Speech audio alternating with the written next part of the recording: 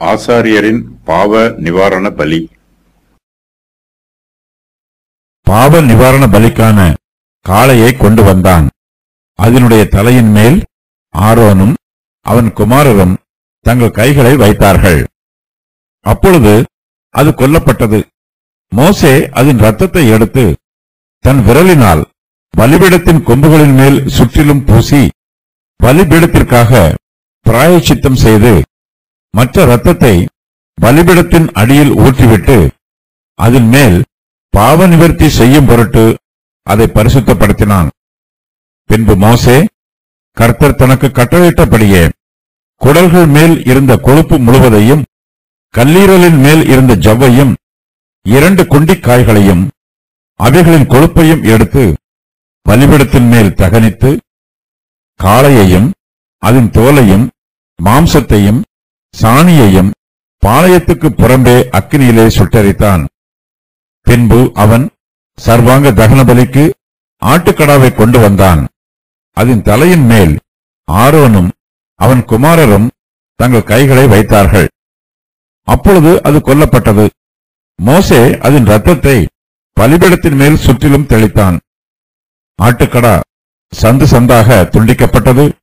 கர்த்தர் தனக்கு கட்டளையிட்டபடியே மோசே அதன் தலையையும் துண்டங்களையும் கொழுப்பையும் தகனித்தான். குடல்களையும் தொடைகளையும் தண்ணீரால் கழுவின பின் மோசே ஆட்டுக்கடா முழுவதையும் பலிபீடத்தின் மேல் கர்த்தருக்கு சுகந்த வாசனைக்கான சர்வாங்க தகன பலியாக தகனித்தான். பின்பு பிரதிஷ்டைப்படுத்துவதற்குரிய மற்ற ஆட்டுக்கடாவை கொண்டு வந்தான். அதன் தலையின் மேல் ஆரோனும் அவன் குமாரரும் தங்கள் கைகளை வைத்தார்கள். பின்பு அது கொல்லப்பட்டது. மோசே அதன் இரத்தத்தில் கொஞ்சம் எடுத்து ஆரோனுடைய வலது காதின் மடலிலும் வலது கையின் பெருவிரலிலும் வலது காலின் பெருவிரலிலும் பூசினான். பின்பு ஆரோனுடைய குமாரரையும் அழைத்தான்.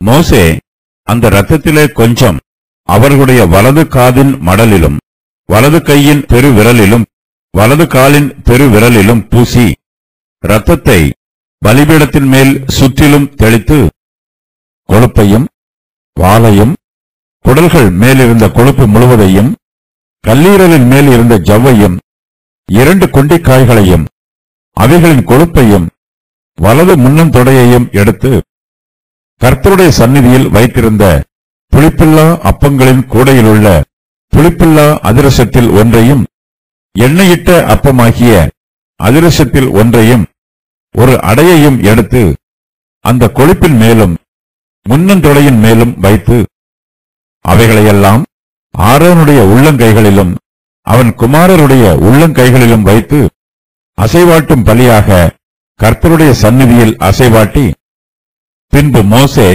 அவைகளை அவர்கள் உள்ளங்கைகளிலிருந்து எடுத்து பலிபீடத்தின் மேல் இருக்கிற தகன பலியின் மேல் தகனித்தான். அவைகள் சுகந்த வாசனையான பிரதிஷ்டை பலிகள். இது கர்த்தருக்கு தகன பலியானது. பின்பு மோசே மார்க்கண்டத்தை எடுத்து அதை கர்த்தருடைய சந்நிதியில் அசைவாட்டும் பலியாக அசைவாட்டினான். கர்த்தர் மோசேக்கு கட்டளையிட்டபடியே பிரதிஷ்டையின் ஆட்டுக்கடாவிலே அது மோசேயின் பங்காயிற்று. மோசே அபிஷேக தைலத்திலும் பலிபீடத்தின் மேல் இருந்த இரத்தத்திலும் கொஞ்சம் எடுத்து ஆரோன் மேலும் அவன் வஸ்திரங்கள் மேலும் அவன் குமாரர் மேலும் அவர்கள் வஸ்திரங்கள் மேலும் தெளித்து ஆரோனையும் அவன் வஸ்திரங்களையும் அவன் குமாரரையும் அவன் குமாரரின் வஸ்திரங்களையும் பரிசுத்தப்படுத்தினான். ஜனங்கள் கர்த்தருடைய சந்நிதியில பலிகளை கொண்டு வருகிறார்கள். ஜனங்களுக்காக பலிகள் செலுத்தப்படுவது போல ஆசாரியருக்காகவும் பலிகள் செலுத்தப்படுகிறது. கர்த்தருடைய சந்நிதியில் எல்லா விதமான பலிகளும் ஆசாரியருக்காக செலுத்தப்படுகிறது. ஆசாரியர்கள் ஜனங்கள் கொண்டு வரும் காணிக்கைகளையும் பலிகளையும் குறித்து கரிசனை உள்ளவர்களாக இருக்க வேண்டும்.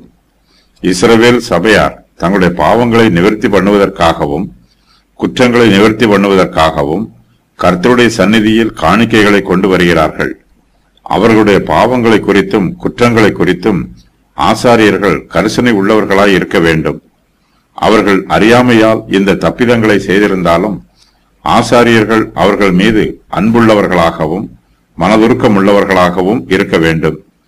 இஸ்ரவேல் சபையாரைப் போலவே ஆசாரியர்களும் பாவங்களையும் குற்றங்களையும் செய்வதற்கு வாய்ப்புள்ளது. கர்த்தருடைய சந்நிதியில் இஸ்ரவேல் புத்திரர் கொண்டு வரும் பலிகளை ஆசாரியர்கள் பெற்றுக்கொண்டு அவற்றை பலிபீடத்திலே சர்வாங்க தகன பலியாகவும் பாவ நிவாரண பலியாகவும் செலுத்துகிறார்கள். பலி செலுத்துகிற ஆசாரியர்கள் பரிசுத்தமாய் இருக்க வேண்டும். ஆசாரியரின் பாவங்கள் நிவர்த்தி பண்ணப்பட்டிருக்க வேண்டும். ஆகையினால் மோசே ஆசாரியருக்காக பாவ நிவாரண பலியை செலுத்துகிறார். மோசே பாவ நிவாரண பலிக்கான காளையை கொண்டு வருகிறார். பாவ நிவாரண பலியாக செலுத்தப்படும் மிருகங்களில் காளையே மிகவும் பெரியது. அது அதிக விலை மதிப்புள்ளது. ஆசாரியரின் பாவங்களை நிவர்த்தி பண்ணுவதற்கு பாவ நிவாரண பலியாக காளை நியமிக்கப்பட்டிருக்கிறது. இஸ்ரவேல் சபையாரின் பாவங்களை நிவர்த்தி பண்ணுவதற்காக ஆசாரியர்கள் பாவ நிவாரண பலிகளை செலுத்துகிறார்கள். அவர்கள் இஸ்ரவேல் ஜனத்தாருக்கு பாவ நிவர்த்தியை அறிவிக்கிறார்கள். பாவ நிவாரண பலிகளை செலுத்துகிறவர்களின் பாவங்கள் மன்னிக்கப்பட்டிருக்கிறது என்று ஆசாரியர்கள் அறிவிக்கும் போது தங்களுடைய பாவங்கள் மன்னிக்கப்பட்டிருக்கிறது என்னும் நிச்சயமும் உறுதியும் ஆசாரியர்களிடத்தில் இருக்க வேண்டும். கர்த்தர் ஆசாரியரிடத்தில் ஒப்புரவாகுதலின் ஊழியத்தை நியமித்திருக்கிறார்.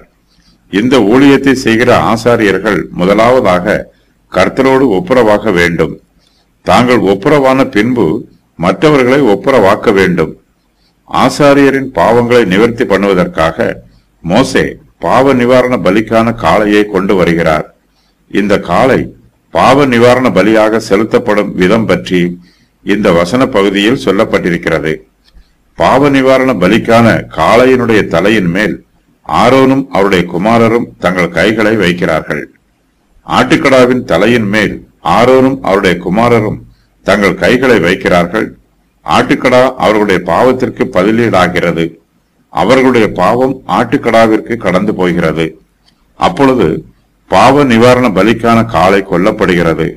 மோசே அதன் இரத்தத்தை எடுத்து தன் விரலினால் பலிபீடத்தின் கொம்புகளின் மேல் சுற்றிலும் பூசி பலிபீடத்திற்காக பிராயச்சித்தம் செய்து மற்ற இரத்தத்தை பலிபீடத்தின் அடியில் ஊற்றிவிட்டு அதன் மேல் பாவ நிவர்த்தி செய்யும் பொருட்டு அதை பரிசுத்தப்படுத்துகிறார்.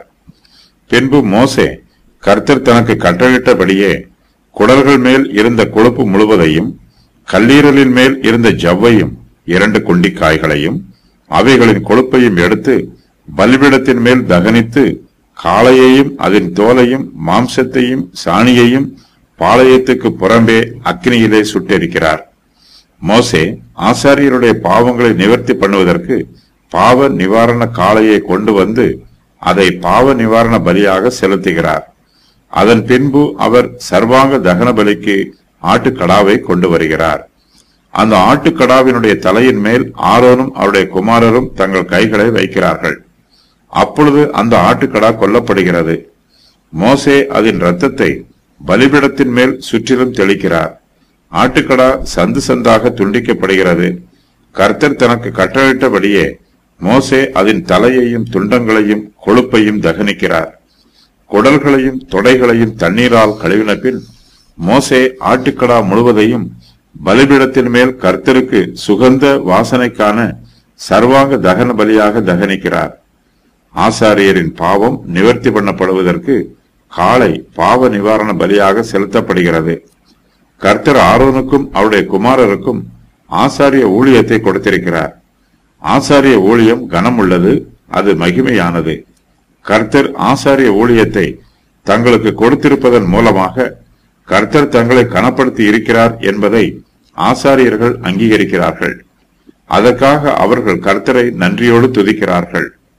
கிறிஸ்துவானவர் தனக்கு அப்போஸ்தல ஊழியத்தை கொடுத்திருப்பதற்காக அப்போஸ்தலர் பவுல் கிறிஸ்துவுக்கு நன்றி சொல்லுகிறார். என்னை பலப்படுத்துகிற நம்முடைய கர்த்தராகிய இயேசு கிறிஸ்து என்னை உண்மை உள்ளவர் என்று எண்ணி இந்த ஊழியத்திற்கு ஏற்படுத்தினபடியால் அவரை ஸ்தோத்திரிக்கிறேன். 1 தீமோத்தேயு 1:12. இதன் பின்பு மோசே பிரதிஷ்டைப்படுத்துவதற்குரிய மற்ற ஆட்டுக்கடாவை கொண்டு வருகிறார். இது பிரதிஷ்டைப்படுத்துவதற்குரிய ஆட்டுக்கடா ஆகும். இது சமாதான பலியாக செலுத்தப்படுகிறது. இந்த ஆட்டுக்கடாவினுடைய தலையின் மேல் ஆரோனும் அவருடைய குமாரரும் தங்கள் கைகளை வைக்கிறார்கள். பின்பு அந்த ஆட்டுக்கடா கொல்லப்படுகிறது. மோசே அதன் இரத்தத்தில் கொஞ்சம் எடுத்து ஆரோனுடைய வலது காலின் மடலிலும் இடது கையின் பெரு விரலிலும் வலது காலின் பெரு விரலிலும் பூசுகிறார். மோசே அதன் இரத்தத்தில் கொஞ்சம் எடுக்கிறார். ஆரோனும் அவருடைய குமாரரும் ஆசாரிய ஊழியம் செய்ய ஆரம்பிக்கும் வரையிலும் மோசேயே ஆசாரிய ஊழியத்தை செய்கிறார். மோசே ஒரு தீர்க்கதரிசி, அவர் ஒரு ஆசாரியர், அவர் ஒரு ராஜா. பின்பு மோசே ஆரோனுடைய குமாரரையும் அழைக்கிறார். மோசே அந்த இரத்தத்திலே கொஞ்சம் அவர்களுடைய வலது காதின் மடலிலும் வலது கையின் பெரு விரலிலும் வலது காலின் பெரு விரலிலும் பூசி இரத்தத்தை பலிபீடத்தின் மேல் சுற்றிலும் தெளிக்கிறார். மோசே கொல்லப்பட்ட அந்த ஆட்டுக்கடாவின் கொழுப்பையும் வாலையும் குடல்கள் மேல் இருந்த கொழுப்பு முழுவதையும் கல்லீரலின் மேல் இருந்த ஜவ்வையும் 2 குண்டிக்காய்களையும் அவைகளின் கொழுப்பையும் வலது முன்னன் தொடையையும் எடுத்து கர்த்தருடைய சந்நிதியில் வைத்திருந்த புளிப்பில்லா அப்பங்களின் கூடையில் உள்ள புளிப்பில்லா அதிரசத்தில் ஒன்றையும் எண்ணெயிட்ட அப்பமாகிய அதிரசத்தில் ஒன்றையும் ஒரு அடையையும் எடுத்து அந்த கொழுப்பின் மேலும் முன்னன் தொடையின் மேலும் வைக்கிறார். புளிப்பில்லா அப்பங்களும் கூடைகளில் மற்ற அப்பங்களும் கொண்டு வரப்படுகிறது. ஆசாரியர் பிரதிஷ்டை பண்ணப்படுவதற்கு முன்பாகவே இவைகள் அனைத்தும் செய்யப்பட்டு விட்டன. மோசேயின் ஊழியத்தை ஆசாரியர்கள் தொடர்ந்து செய்கிறார்கள். மோசே அவைகளையெல்லாம் ஆரோனுடைய உள்ளம் கைகளிலும் அவர் குமாரருடைய உள்ளம் கைகளிலும் வைத்து அசைவாட்டும் பலியாக கர்த்தருடைய சந்நிதியில் அசைவாட்டுகிறார். மோசே அப்பங்களின் கூடைகளை ஆரோனுடைய உள்ளம் கைகளிலும் அவர் குமாரருடைய உள்ளம் கைகளிலும் வைக்கிறார். அதை அசைவாட்டும் பலியாக கர்த்தருடைய சந்நிதியில் அசைவாட்டுகிறார். அதன் பின்பு அவைகளை அவர்கள் உள்ளம் கைகளில் இருந்து எடுத்து பலிபீடத்தின் மேல் இருக்கிற தகன பலியின் மேல் தகனிக்கிறார். இதன் பின்பு மோசே மார்க்கண்டத்தை எடுத்து அதை கர்த்தருடைய சந்நிதியில் அசைவாட்டும் பலியாக அசைவாட்டுகிறார். இதன் பின்பு மார்க்கண்டம் பிரதான ஆசாரியனிடத்தில் கொடுக்கப்படுகிறது. அசைவாட்டப்பட்ட மற்ற பாகங்கள் மற்ற ஆசாரியரிடம் கொடுக்கப்படுகிறது. பின்பு மோசே அவைகளை அவர்கள் உள்ளம் கைகளில் இருந்து எடுத்து பலிபீடத்தின் மேல் இருக்கிற தகன பலியின் மேல் தகனிக்கிறார். அவைகள் சுகந்த வாசனையான பிரதிஷ்டை பலிகள். இது கர்த்தருக்கு தகன பலியானது. பின்பு மோசே மார்க்கண்டத்தை எடுத்து அதை கர்த்தருடைய சன்னதியில் அசைவாட்டும் பலியாக அசைவாட்டுகிறார். கர்த்தர் மோசேக்கு கட்டளையிட்டபடியே பிரதிஷ்டையின் ஆட்டுக்கடாவிலே அது மோசேயின் பங்காயிற்று. மோசே அபிஷேக தைலத்திலும் பலிபீடத்தின் மேல் இருந்த இரத்தத்திலும் கொஞ்சம் எடுத்து ஆரோன் மேலும் அவருடைய வஸ்திரங்கள் மேலும் அவருடைய குமாரர் மேலும் அவர்கள் வஸ்திரங்கள் மேலும் தெளித்து ஆரோனையும் அவருடைய வஸ்திரங்களையும் அவருடைய குமாரரையும் அவருடைய குமாரரின் வஸ்திரங்களையும் பரிசுத்தப்படுத்துகிறார். கர்த்தர் தனக்கு கட்டளையிட்டபடியே மோசே ஆரோனையும் அவருடைய குமாரரையும் ஆசாரிய ஊழியத்திற்கு பிரதிஷ்டை பண்ணுகிறார். அவர்களை அபிஷேகம் பண்ணி பரிசுத்தப்படுத்துகிறார். மோசே அவர்களுக்காக பாவ நிவாரண பலிக்கான காளையையும் சர்வாங்க தகன பலிக்கு ஆட்டுக்கடாவையும் பிரதிஷ்டைப்படுத்துவதற்குரிய மற்ற ஆட்டுக்கடாவையும் கர்த்தருடைய சந்நிதியில் செலுத்துகிறார். ஆசாரியர் மீதும் அவர்களுடைய வஸ்திரங்கள் மீதும் இரத்தமும் அபிஷேக தைலமும் தெளிக்கப்படுகிறது. இது அவர்களுடைய பிரதிஷ்டை பரிசுத்தப்படுத்துதல் ஆகிய சடங்குகளின் முடிவாகும். இதற்கு முன்பு ஆசாரியர்கள் மீது பலிபீடத்தின் மீதும் இரத்தம் தெளிக்கப்பட்டது. ஆரோன் ஏற்கனவே பிரதான ஆசாரியனாக அபிஷேகம் பண்ணப்பட்டிருக்கிறார். ஆகையினால் இந்த சடங்கு அவர்களுடைய பாவ நிவர்த்திக்காகவோ அல்லது அவர்களை பரிசுத்தப்படுத்துவதற்காகவோ செய்யப்படவில்லை. இரத்தத்தில் தொடர்ந்து நம்பிக்கை வைக்க வேண்டும் என்பதை வலியுறுத்துவதற்காகவே இங்கு இரத்தம் தெளிக்கப்படுகிறது. அத்துடன் பரிசுத்த ஆவியானவரின் அபிஷேகமும் ஆசாரியருக்கு தொடர்ந்து இருக்க வேண்டும் என்பதை வலியுறுத்துவதற்காக அபிஷேக தைலம் தெளிக்கப்படுகிறது. அபிஷேக தைலம் சம்பந்தமான சடங்குகள் தேவனுடைய தெரிந்தெடுப்பிற்கு அடையாளம். தேவன் ஒருவரை அழைத்து தாம் நியமித்திருக்கும் ஊழியத்திற்கு அவரை அபிஷேகித்து தமது வல்லமையை அவருக்கு தருகிறார். ஆசாரியர், தீர்க்கதரிசிகள், ராஜாக்கள் ஆகியோரை கர்த்தர் அபிஷேகம் பண்ணி இருக்கிறார். தங்களுடைய அழைப்பிற்கு அவர்கள் உண்மை உள்ளவர்களாக நடந்து கொண்டால் தேவனுடைய ஆதரவு அவர்களுக்கு கிடைக்கும். அவர்கள் பாவம் செய்து தேவனுக்கு எதிராக கலகம் பண்ணினால் அவர்களுக்கு தேவனுடைய சாபமே வரும். அவர்கள் மனம் திருந்தி தாங்கள் அழைக்கப்பட்ட அழைப்பிற்கு மறுபடியும் திரும்பி வந்து அந்த ஊழியத்தை நிறைவேற்ற வேண்டும். அவர்கள் திரும்பி வரவில்லை என்றால் தேவனுடைய சாபம் அவர்களிடத்தில் நித்திய காலமாக இருக்கும். இது தேவ தூதர்களுக்கும் பொருந்தும்.